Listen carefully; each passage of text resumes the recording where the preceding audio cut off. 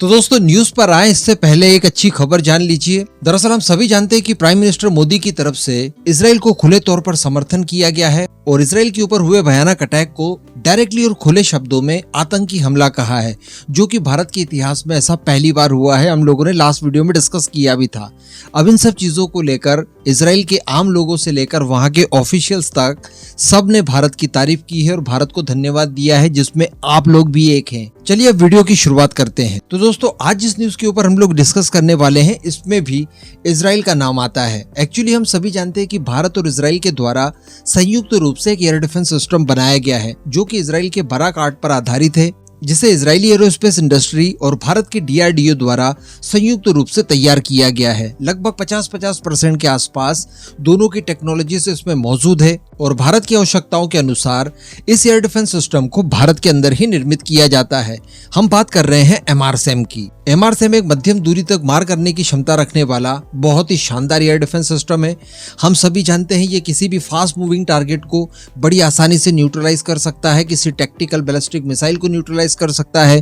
Cruise missile की बात की जाए, ड्रोन्स की बात की जाए या फिर फाइटर जेट वगैरह की बात की जाए, लगभग सभी तरह के खतरों को ये बड़ी आसानी से न्यूट्रलाइज कर सकता है, काफी क्विक रिएक्शन के साथ। इवन आप जानते ही होंगे कि ये वही एयर डिफेंस सिस्टम है जिसके बारे में यहाँ तक कहा जाता है कि दुनिया में इकलौता एयर डिफेंस सिस्टम है जो कि ब्रह्मोस मिसाइलों को भी हवा में न्यूट्रलाइज कर सकता है। हालांकि ये बात की बात है, करे ना करे, लेकिन बाकी के टारगेट्स के खिलाफ ये बहुत ज्यादा सटीकता से मार गिराने की क्षमता रखता है।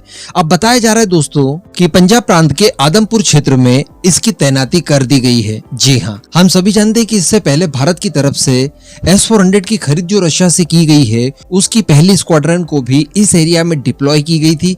उसके बाद अब उसे कॉम्प्लीमेंट देते हुए इस MRSAM को भी इस एरिया में डिप्लॉय किया गया है। तो ये एक तो स्वदेशी है, भारत के रिक्वायरमेंट के आधार पर इसे स्पेशली डिजाइन डेवलप किया गया है। तो इसी वजह से S-400 के सहयोगी के तौर पर इस एयर डिफेंस सिस्टम को भी इस इलाके में तैनात किया गया है। ऐसा सभी जगह होगा। इवन पहले खबर निकल कर ये आई थी, एक बार मैंने आपको बताया भी था कि S-400 जहां पर भी डिप्लॉय होगा उसके आसपास आकाश एयर डिफेंस सिस्टम, जो कि शुद्ध रूप से स्वदेशी तौर पर बनाया गया है, उसे भी डिप्लॉय किया जाएगा। मान लीजिए कि कोई बहुत ही ज्यादा सस्ते टारगेट्स वगैरह हैं, जैसे कि कोई छोटे मोटे से ड्रोन्स हो गए, कोई आर्टिलरी शेल्स वगैरह हो गए, या फिर नॉन गाइडेड से रॉकेट वगैरह। इस तरह के छोटे मोटे हमलों से अगर S-400 की बैटरी खाली कराने का इरादा रखता है हमारा दुश्मन, तो उस परिस्थिति में आकाश एयर डिफेंस सिस्टम का इस्तेमाल करते हुए S-400 की भारी भरकम और महंगी बैटरी को हम लोग बचाकर रख सकते हैं। तो वो भी इन फ्यूचर जल्दी होगा, लेकिन उससे पहले MRSAM की डिप्लॉयमेंट कर देना ये भारत की सुरक्षा में एक बहुत बड़ी मजबूत दीवार खड़ी कर देगा, क्योंकि S-400 अपने आप में ही अजय माना जाता है। ऊपर से MRSAM जो कि दूसरे नंबर का सबसे ताकतवर एयर डिफेंस सिस्टम है अगर मध्यम दूरी की बात की जाए, तो अब इन दोनों का कॉम्बिनेशन अगर एक इलाके में डिप्लॉयड हो जाता है तो समझ लीजिए उस इलाके की पूरी सुरक्षा इनके कंधों पर आ जाती है, जिसके बाद परिंदा भी अंदर पर नहीं मार सकता। इस पूरे मुद्दे पर अब आपका जो भी मानना हो नीचे कमेंट करके जरूर बताइएगा।